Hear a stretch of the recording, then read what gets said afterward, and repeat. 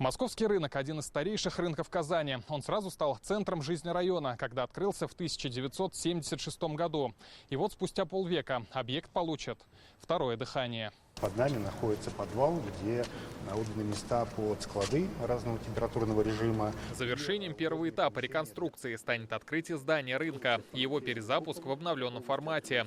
Сегодня ход работ показали мэру Казани Ильсуру Мершину. На первом этаже расположатся торговые ряды с фермерской продукцией. На втором – кухни городских бистро и стритфуд на 300 посадочных мест. Пространство торгового зала будет зонировано. У нас будут зоны гастрономии, где будут продаваться колбасы, сыры, молочка, будет зона фруктов, овощей, сухофруктов, будет зона свежей рыбы охлажденной, также там будут продавать рыбу в аквариумах, и будут зоны мясные. Масштабные изменения затронут не только наполнение рынка, но и внешний облик. Полностью заменили коммуникации и витражное остекление, укрепили антресоли и покрытие купола. Продолжаются работы по обновлению фасада. Серьезно поработали над логистикой пространства, над логистикой рынка.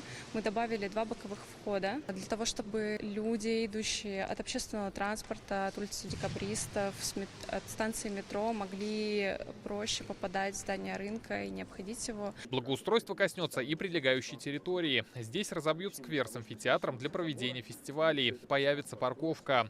Для уличной торговли создадут условия для круглогодичной работы. Возведут отапливаемые павильоны и организуют ярмарочную зону. Появляется галерея торговая. Там у нас перемещается наш вещевой рынок, наши сторожилы. Это прекрасные бабушки, которые сейчас торгуют на рынке. Мы их переместим в новые красивые павильоны, которые будут отапливаться.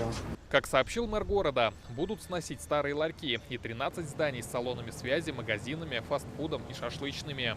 Ларьки старые, все в собственности, а без площади это невозможно. Ни подъездов, ни каких-то пожарных норм соблюсти невозможно. Поэтому мы договорились о том, что инвестор делает рынок, а за нами расчистить по закону о комплексном развитии территории КРТ 13 объектов, которые вокруг, мы их должны выкупить, обменяться и вернуть эту площадь новым сквером. О грядущих переменах продавцы и местные жители говорят уже больше года. Новость о реновации знакового места многие восприняли положительно. Конечно, ждем рынка. Но мы недалеко здесь живем.